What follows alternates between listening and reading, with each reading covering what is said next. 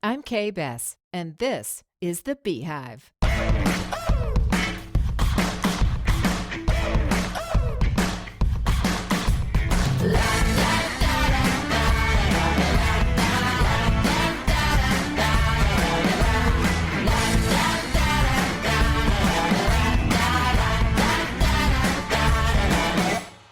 Women in Voiceover, the voices of the fairer sex that keep the wheels of commerce and creativity moving in this country. Voices you hear every day, but names you likely don't know until now.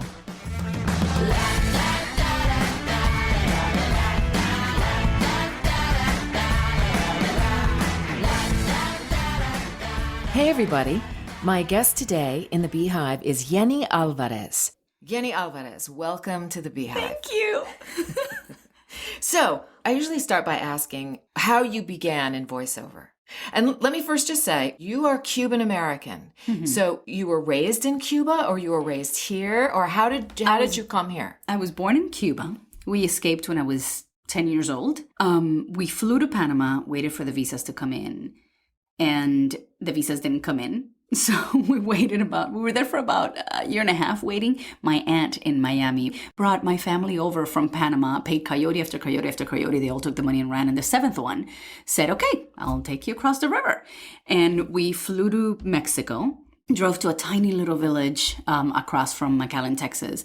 And the people that were taking us across inflated a raft and pushed us across the river. And then we ran from this little bush to this little bush and finally met up with a Toyota truck and laid down in the back of the Toyota truck like sardines. And then, we met my aunt at the Marriott. Yeni, wow. And then we got caught at the airport and they decided, okay, so you're Cuban, you can't go back to Mexico or Panama or Cuba. Here's your Social Security. You are under asylum. Wow. And they shipped us off to Miami. So I grew up in Miami, Hialeah, actually, which is more Cuban than Miami, the center of the Cuban hub. That is an amazing story. So how does a person go from Miami, being granted asylum, you became sort of an instant American. Is that right? In terms of your status. Pretty much. Well, it was called paroleed. So we had our Social Security cards and the parolee card, but we were not residents and we were not allowed to become residents or citizens until Clinton signed the NACARA law. And then when the day he signed it, the next day, my entire family went and applied to be a resident. By the time that we got our residencies, I was already in LA and I could apply for citizenship. But I was in LA, so they wouldn't give me retro time. My mom and dad became citizens before I did. Okay. So I became a citizen while here in LA, working and doing all that stuff as a voiceover actor. Really? My husband was my boyfriend at the time and helped me prepare with little flashcards. So I learned they give you 100 questions. And I learned all the questions. I actually got them all right. When you go in and you write the essay and then they ask you the questions. By the 9th question, I was so excited. By the 9th question, I knew I was in. I said, oh my God, I was in. And the guy looked at me and asked me the last question. And I'm a little bit of a perfectionist, so I wanted to get it all right. Really? That's hard to tell. I wanted to get it all right. And I'm all excited. And he says the 10th question and he says, who freed the slaves? And I said, Benjamin Franklin! Benjamin Franklin! And he looked at me and goes, who freed the slaves? And I go, oh my God, Lincoln! Oh my God! Please don't write Benjamin Franklin down. So yeah, that was it. Oh, that's fantastic. And we celebrated. So when did you start doing voiceover? When I was little, I thought cartoons were real. Mm-hmm. I used to have dreams with Tom and Jerry and it was kind of like Roger Rabbit and Cool World type of thing where you're human, but you're interacting with a cartoon. Yes. So in my dreams, that's what it was. Yeah. And I had the dreams where I could just wake up if I wanted to when I was little. So I never knew that was possible. I never knew that was an actual job. And when I moved to the US, that you can be anything you want to be as long as you work hard at it. I still didn't think it was possible because I never really saw my voice on cartoons. I have an accent in English and I speak Spanish. And cartoons in Spanish are not really done here. They're just dubbed. Right. So I never really thought it was possible. And I did a couple of voiceovers for radio and promos for the shows that I was working on in Miami. And I started that before I moved out to LA. I also worked in New York, but I never did any voiceovers in New York. There, yeah. Before I moved out to LA, the boyfriend I had at the time grabbed all my demos, all my voiceover all stuff, the work put that them you in a did. demo, Right. put it in my hand and said, take this, you're going to need this. That was my first demo ever. I said, oh, okay, I am here. I booked a sitcom because I was also acting on camera back then. I booked a sitcom the first month that I was in LA. What year was this? Do you remember? 1999. 1999. Yep. All right. And the casting director for the sitcom said, oh, you should meet this agent over here. So I had a demo and I took it to SBV. Yeah. And immediately she's been my agent since like 1999. That is fantastic. Oh, I love SBV. And cartoons, Yeah. I didn't realize that I could do it. And at one point, it was the year when somebody, Mary Kay Bergman. Simpsons? She did some work on The Simpsons, and she did a lot of work on South Park. I couldn't believe somebody could do that to their life. In my head, I thought, that was the perfect life. How could you let it go? Yeah. And at that moment, I went, ooh, wait a minute. What do you mean that's a perfect life? You're acting. You're doing what you love. What's going on? And I realized that I viewed that as the perfect life. Right. Voiceover, voicing cartoons, voicing anything. So I said, I'm going to take this seriously. And not only doing commercials, but really going after it with everything. And I figure out what I'm good at and go do it. Yeah. Yeah. And ever since then, I quit theatrical and I started doing voiceovers. Yeah, I know. That Really? look. No. This fascinates me because so many people view voiceover as something you kind of do on the side, and it was back then. Yeah, and then there are people who, once they get a taste of it, they go, this is my main dish. This is not a side. This is not like broccoli. It's the meat on the plate. Yeah. It's not. I want to do it. It looks like fun. Yeah. It's fun. A lot of it is fun. Yeah. You have to love it for it to be fun. You have to love the intricacies of it. You have to love setting up your studio and being excited about a software program. Yeah. You know what I mean? I was like, well, I can't wait to use whatever, but that, or a new microphone, or, trying to perfect the sound in your booth, and all of those things. And getting the character right. And getting the character, just as an aside to like what goes into creating a character and finding that kind of stuff fun, so that's amazing. Because it's not work. It's fun. It's fun. And acting on camera became work and it wasn't fun anymore. I didn't have that drive. It wasn't what I thought it was going to be. It's not all the glamours, all the stuff. No. It's not. You don't get to do things you actually want to do, especially with an accent. I mean, you get the smaller characters, which, a small character is great, but when, what do you do with one line? You try to make that line the best as you possibly can. But when they give you the same line over and over, you're like, how many times am I going to be a paramedic, a hooker, or a maid? All this typecasting and, stereotyping and all that stuff. Yeah. Which is, lately it's a lot better. Like a Modern Family. Yeah, sure. So well done. Yeah, we're making tiny inroads, like there's a little progress here and there. But So do you have a home studio? I do. I have a home studio. My closet is fully equipped. I have a Sennheiser mic. I have Sennheiser 416. Yeah. And I also have a studio outside of the house that I lease a space with a couple of other incredibly talented American talent, voiceover talent. Sissy and Larissa. Yeah. So that's great. So you have one in home in your closet, which is really, really common. We set up our studios and set up your mic near the coats because they, absorb the sound really well. So things don't get bouncy. Yeah. And it's great because depending on the time zone, if somebody wants you at 9 a.m. in Miami, you're waking up at 6 in the morning trying to sing Frozen in your head to get the voices going. And then you sit down, but you're in pajamas. You don't have to wake up at 5. It's a little lonely at times. Yeah. Because you're in there and I try not to edit myself in my own head. Yeah. So I like getting out of the house and getting out of the studio and seeing people and doing all that stuff. Because agree you're in with there you, talking to a stick and 4 padded walls. Yeah. Yep. Indeed. Indeed. That's the other side, right? It's really convenient. It's really great. And And then it can be a little lonely and a little bit like, oh, I You need get in some your comfort feedback. zone. And yeah. And you're like, I haven't gotten out of my PJs all day. What am I doing? Got to get out and start to feel human again, right? Do you have anything in particular that you like to take into the studio with you? Like, I'm a lip balm freak, right? I have to have lip balm and of course, my glasses and stuff like that. Is there anything you go, like, if you walk in the studio and you go, oh, I can't start because I have to get... Is there anything like that? Just I like a little tea, idiosyncrasy. and I like a dog clicker. Oh. Because... Oh, does that tell you where to edit? Yeah. Oh, that's brilliant. And then you look at the wave, Yeah, and it's like... it's a spike. Yeah, it's like almost a marker. It's that high. Yes. You do it right next to the sun. Or you clap your hands. That's what I do. Yeah. My husband goes, beep. And I'm like, oh my God. Oh, that's so loud. So loud.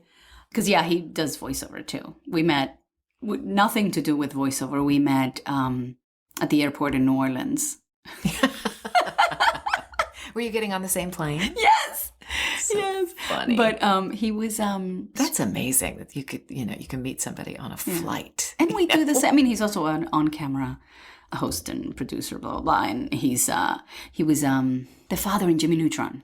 Okay. He's fun. And that cast is amazing. Rob Paulson playing Carl Weezer and Debbie Derryberry, yeah. And Megan Kavanaugh and Mark DeCarlo. It's a good cast because they're all improv people. They are hilarious. Yeah. That's so fun.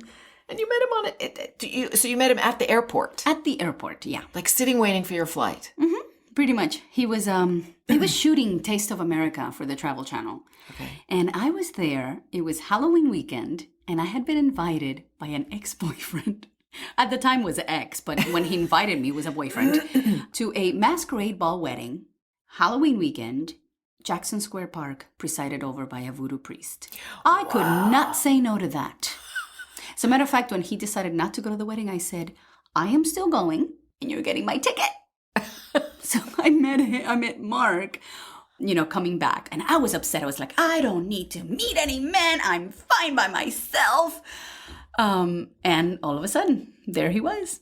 Started chatting with me. And he made it so that we sat in the same row, next to each other. Yeah. And he says, I don't know if I should say this, but he says that he heard his aunt speak in his head and say, go talk to her.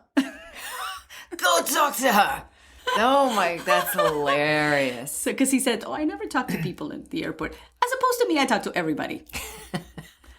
But yeah, I kind of knew he was I recognized him, so I kind of knew he was going to talk to me. I did not want to date an actor. So I walked away and went to get some sweet potato pie, which I later shared with him on the plane. Oh, that's fantastic. And then how long before you were married? It was a 5-year engagement, girl. How long before you were engaged? 4 years. 4 years before you were engaged. Okay. And then married a year after. All right. Okay. Oh, that's I wanted to know what I was getting into. You're so smart. I just jump in, eyes closed. Oh no! Yeah, I'm a fool. I had jumped in way too many times before. That's why I found myself alone Halloween weekend in New Year's Eve. Right, there you go. So, what so far is the best voiceover experience that you've had? Disney. Yeah. I do a lot of the keep your hands inside the vehicle at all times speeches for Disney theme parks in Spanish. Fantastic. So the very first time I did it, I got to do A Small World.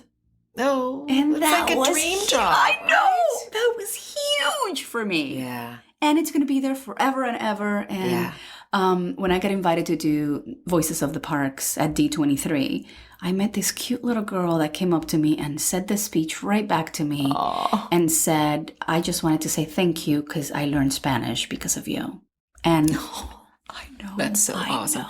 You have no idea how... The impact that you can have. And it was insane. I think about I grew up in Southern California. I went to Disneyland as a kid. A lot, our parents took us a lot. And so it's the happiest place on earth. It is. It certainly was then, it's so crowded now, but it was really happy then. But all those voices in, hurry back, at the end when you're going up the escalator out of the Haunted Mansion, don't forget to bring your death certificate.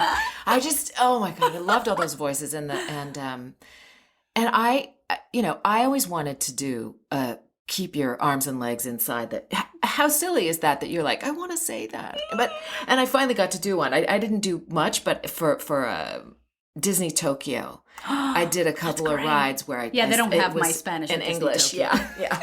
Yeah. Mine was the foreign language. That's great. Or one of several at Disney Tokyo. So that was kind of a little dream come true. So the fact that you do so many of the features and the theme parks and stuff is just awesome. And it does make you feel like I'm there. I'm there kind of forever or for a really long time, And all my friends that go, they call me or they record it and send me the recording. It's so fun. It is. I mean, it's Disney. For me, it's a huge deal. The first time I went in there and recorded that. You know what? For any voice actor, it's a huge deal. So it's... Yeah. And of everything I've ever done, and I tell people when they ask me, so what have you done? Oh, I'm Carmela and Handy Manny. I'm this and blah, blah, blah. You're Carmela and Handy Manny? Yeah. I love that show. My daughter watched Handy Manny. She's 14 now, but does she watch Monster High? Yeah. Well, I'm Viperine. You're Viperine in Monster High. Yeah. I'm usually the token Latina. All these fantastic credits. But you were saying that from all the characters I've ever done, Disney is the thing. That's the one that gets the biggest reaction. Yes. That's really the one that people go, what? I think that people don't stop and really think that people do those jobs. They just hear the voices. They're not really thinking about it. They're just on their way to the next ride and grabbing some popcorn, and they don't really think like, oh, this is a job someone has, Unless deep inside you really know you want to do that, then you notice it. Like when I was little, if I would have heard that voice in Spanish, I would have been, oh my God. Yes. It's in Spanish. It's like me. Yeah. But I didn't hear any of that. Yeah. So, but, thankfully now it's... Yeah, you get to be that. I know. You get to be the thing that was missing. That's fantastic. Love it. Me too. Do you have a dream job, a dream voiceover job that you have yet to attain? Yeah. Yeah? Well, besides taking that a step further and being a Latina Disney feature voice, princess, or a Pixar, doesn't have to be a princess. I want to be a princess. I want to be a queen. But just a lead Latina in a Disney movie, in a Pixar movie. Not just the smaller characters. Yeah. It's a Latina. It's a huge part of the world. Huge population. My goodness. That, and I'm a huge geek. I'm a proud geek. I want to be the voice of Sci-Fi Channel. Oh, that is so within the realm of possibility. That's awesome. I watch it all the time. I love that you're a sci-fi geek. We have Star Trek in common. Oh, I know. They've loved Although Yeni is, she's kind of a TOS. She's the original series girl, and I kind of started with I like TNG. Shatner. I like Jean-Luc Picard, and I like Make It So. Make It So, and I like Captain Janeway. Yes, do it. That's her line. Do it. That's another thing. Star Trek was so ahead of its time, and the fact that he had a female captain before we had any female leads, pretty much anywhere. Then that series started in the late '90s. That one, sort of at the tail end of Next Generation. So maybe mid '90s. And you're right. It was like, wow, we get a female captain. Yeah. And you know what? She was badass. it. She was badass. She really. I saw her interviewed. And William Shatner did a movie called The Captains. Have you seen that? Oh, you have to see it. So it's a documentary, and it's on Netflix, or it's on. I think you can find it on any of those, like Netflix, Hulu, and Amazon Prime. And he brought in all the captains. And he interviewed all the captains, which was awesome. So here he is, the original captain. He had in Patrick Stewart, and he had in Kate Mulgrew and Scott Bakula and Avery Brooks from Deep Space Nine. And when he was interviewing Kate Mulgrew, she was she's fierce. She's a force of nature. Just her person.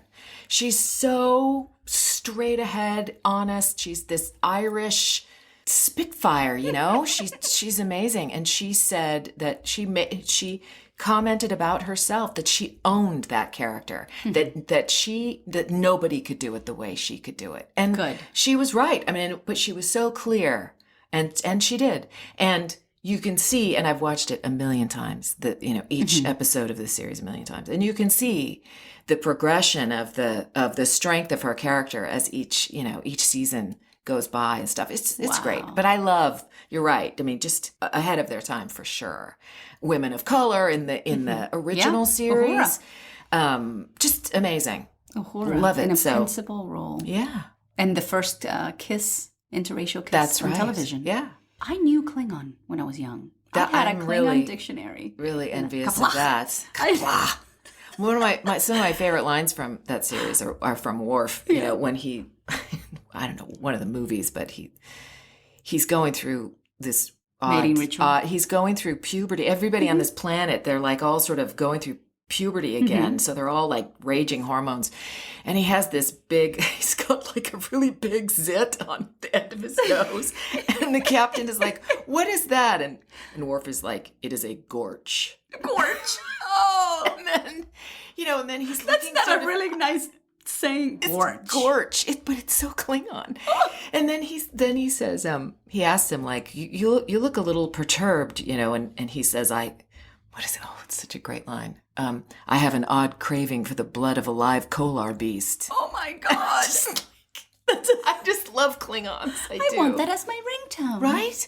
I have an odd craving for the blood of a live kolar beast. That's the line. I'm going to take that clip and put it on my ringtone. Yeah. It's going to be your ringtone.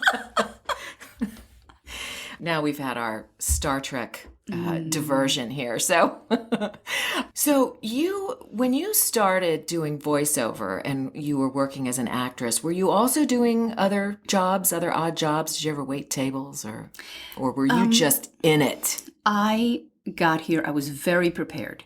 I read every book about moving to LA. I had the right headshots, which at the time were 3/4 shot, black and white. Okay. Yeah. I'm dating myself. No. You'll never date prior to me, ever, so you don't have to worry. I'm the oldest person in the room. There's only two of us. I know.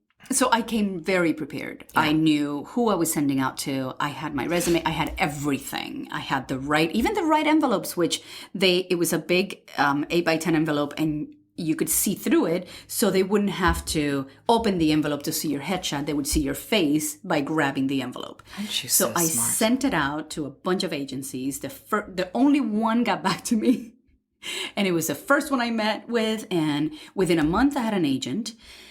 The first audition they sent me out to was Blanca Valdez, and they were looking for a sitcom, which at the time was Sony Colombia TriStar and Telemundo. And the sitcom was about a Cuban family. I was the first one to audition. And when one of the creators, Carlos Bermudez, saw it, he said, "That's my Anita." And, Sony Colombia TriStar was like, wait, you need to see everybody else. But everything was a first. Everything was the right step. I was prepared. Yeah. It was magical, right? I mean, it was opportunity meeting preparation. Yes, exactly. Which is success. Which is magic. Yeah. I was going to say, it's like, it's magic. It's not magic. It is actually what you said. It is, it's preparation meets opportunity. And then you look for your opportunity. Because you have to make your opportunity. It doesn't just land out of nowhere. Right. Yeah. So everything was, and it was my first. So I didn't have to wait tables, thankfully. By the time that the pilot got picked up and the sitcom started, I was already in debt with all my credit cards. I did work as a secretary for different things, and I temped. Okay. That's a hard row to hoe. Actually, that was not too difficult for me because it's paperwork, and I love paper. And it was better than doing the kids shows that I used to do. I paid for college doing children's shows, doing I was every Disney princess, and I would do a show for kids, and that is how I paid for my college. Oh, okay. So it was a lot easier than getting pulled on and painting and all that stuff. Darn kids. Although I liked it. So you're a singer. I am an untrained singer. Everything I sing sounds like Broadway. It could be hip hop and it's Broadway, but no, it is Hamilton. Yay, Eliza. There you go. If you had to name one person in your voiceover career or in your life who you really felt like really helped you on your way, who might that be? My voiceover career. I would have to say my agent. it may Is there a particular agent at yes. SBV? Yes, it's a helped you with Spanish that? department agent at SBV who is the top. I was at SBV while you were there. But I can't believe you were there in 1999. Yeah. As was I. Isn't that funny? But the Spanish department is separate from... Still, it's still the same, just a small world is what it is. Small world after all. It is. Every time I have a question, I can go to her and say, this is what's going on, and she will guide me. And it doesn't even have to be about voiceover specifically. She'll listen, and then I listen to her, whatever she has to say. Yeah. She's been in business for a really long time, and she's freaking phenomenal. Yeah. She's a great agent. She's badass. Indeed. Yeah. Can you sort of summarize the most important lesson that you've learned in a career in the performing arts? Persistence. If this is what you love, find out how to make money at it. Because if you don't love what you do, you're going to be miserable. And there's no point in living a miserable life. Keep going. There's enough work in here for everybody. Keep doing it. Keep at it. It'll happen. Shoot for the moon, because even if you don't make it, you still land among the stars. Do you feel like you've had any major obstacles that you've had to overcome? Besides crossing the river in Mexico. Right? I know. I'm US. looking at you like, I think you've really sort of started the whole podcast off with the biggest obstacle, which is girl, everything's nothing compared to that. Compared to getting out of Cuba and all that stuff. You know what? I hope that people hear that, because we think of obstacles. Our perspective is so limited on what an obstacle really is. Champagne problems. Yeah, champagne problems. And Very that's why true. I appreciate everything. Yeah. Everything. Because my life could have been completely different. My life could have been completely different. So I appreciate everything. And obstacles, champagne problems. Oh, I didn't get that Disney thing. It's okay. You go for the next one. Yeah. There's always work. Yeah. The one thing I would say is I can't change my accent. I got here, and by the time I learned English properly, I was still in Miami, so I have the Miami rhythm.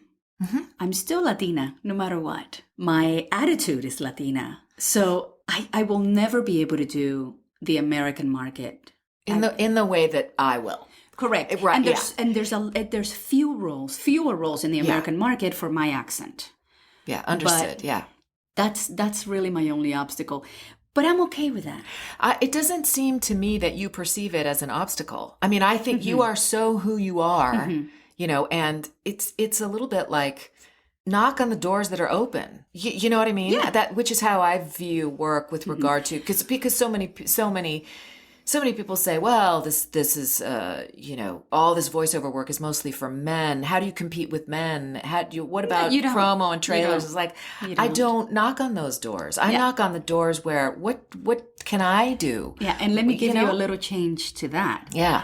By not only being Latina, not only being a woman, but also being Cuban. Right. And after crossing the river, coming over here and all that blah, blah, blah stuff, one change I would say to that, and not only knock on the doors that are open, but really make your own way. Figure out the doors that are, if a door is closed, open a window. I would say the people that have come up to me and said no, I say, dime que no, watch me. And that gives you that little push. That gives you the, I will, maybe not today, but watch for me tomorrow. Okay, so this is the Beehive Roulette. Okay, so I have this list of about 50 questions that are just, silly questions, right?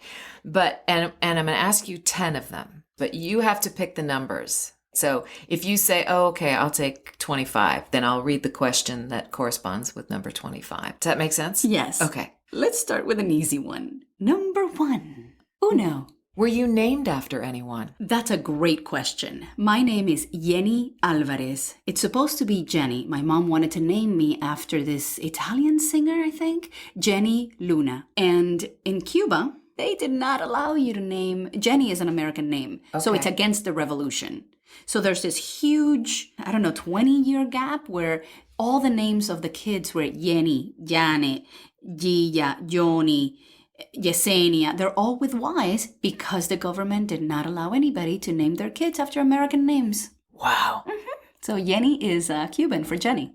Next number. 22. I jumped to a difficult one. Oh, no. No. There is no 22. That's hilarious, right? It's very funny. That's my husband's favorite number. I'm like, oh, this is going to be a good one.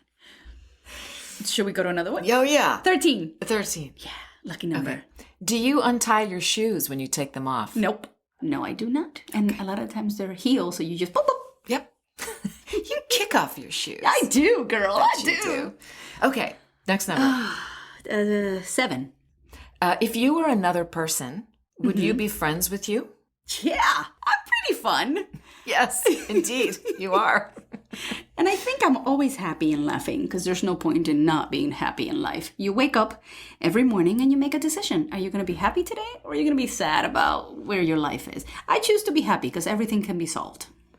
You choose happiness. You absolutely do. There are people who have been through miserable things who are happy because they've chosen to be happy. And people who have miraculous lives full of extraordinary good fortune and they're miserable because they've chosen not to be happy. Perspective. That was number 3. So what's your next number? We have 7 more to go. 5. What's your favorite lunch meat? Oh, lunch meat. Salmon sushi. Turkey makes me fall asleep. Too much L-tryptophan in your turkey. So fish is your lunch meat. Salmon. All right, great. Okay, so that's 4. 11. Would you bungee jump? Nope. Hell no. 26. Okay. What's the first thing you notice about people you're attracted to? If they look at me in the eyes when they're talking to me. I think that was 6. 50. Tell us something that most people don't know about you. I don't know how to ride a bike. In Cuba, when we had money for bikes didn't come in that year because you get gifts once a year with los tres Reyes Magos. 3 wise men, yeah. 3 wise men. January 6th. So when we had a little bit of money, the bikes didn't come in. And when the bikes came in, we didn't have money. So I never learned how to ride a bike. I had a tricycle and my mom sold it so that we could eat. Yeni, I've tried. You need to write a book. Girl, I need to get me a tricycle. They're cute. They are. They make tricycles for grown-ups. I know they do. They're cute. My husband will not let me get one. No. He says, you are learning to ride a bike. I'm like, no, hell no. Oh, you should. No, what if I fall and break my face? No. You will not break your face. Oh my you will fall, but you will not break your face. That is so scary to me. No, just put on some wrist guards and you're Padded good. everything. Yeah. Oh, yeah. I would love to see you learn to ride a bike because I think you would find so much joy in it and exuberance. I just think you're such an exuberant person. I could just see you. It'll be a sketch because I will be making fun of every single thing in order to get my head out of the way. Yeah. Yeah. I support your husband in saying that you should learn to ride a bike. I'd love to hear that. Okay. So I think you have 2 more. 33. That was a good year for me. There's no 33. No. I have to redo No these. 22 and no 33. No. Let's see. It's ridiculous. 30. What's your dream vacation spot? Italy. Have you ever been? Yes. I went there for my honeymoon for 3 weeks. And I learned for the whole year before that, I taught myself Italian and I went to classes and I learned it at home. I have Duolingo. Great app, by the way. You can also learn Esperanto in there. That's how much of a geek I am. You just lost half your audience. Actually, you lost me. It's the one language that was invented so that it would be a universal language. And there's millions of people around the world that know Esperanto. Esperanto. Sí. Wow. And it's a combination of languages. Okay, 2 more questions. Yeah, 45. What's your favorite TV show? Oh my gosh, there's so many. Californication was fantastic. Okay, 1 more. 44. What books are you reading? I have maybe 10 books in my nightstand. Edward de Bono, about creativity. Okay. Oh, Ellen Sandler, How to Write for Sitcom, workbook. Nikola Tesla. What else do I have? 50 Shades of Grey. That one's old. I read it already. And yet it lingers. Okay, here's the last question, which I'm picking. If heaven exists, what would you like to hear God say when you arrive at the pearly gates? You're back. Yeni Alvarez, thank you so much for being here. Thank you so much. Where can people find you if they want to hear more of your work and know more about you? YeniAlvarez.com, SpanishVoiceover.com, and I'm all over social media, Twitter and Instagram, Yeni Alvarez. Okay, great. So it's the spelling of your name, Y-E-N-I, first name, and Alvarez, A-L-V-A-R-E-Z. Correct. And also, you can always find these fine folks on IMDb too as well, so you can kind of get a history of all kinds of work, not just voiceover work, but all kinds of work as an actress. So thank you so much for being here, Yeni. Thank you so much. Really, this was really, so much fun. It was really fun. It's great to see you. Yay, thank you. Excelsior! Thanks for joining me today in the Beehive. For podcast notes, pictures, and more information on my guests, visit the podcast website, thebeehivepodcast.com. Find me at my website, kbess.com. Follow me on Twitter at kbess, and subscribe to my channel on YouTube. If you've a mind to, please post a review of the podcast on iTunes. Kind words are like honey, sweet to the soul and good for the bones. Come back for more Women in Voiceover next time in the Beehive.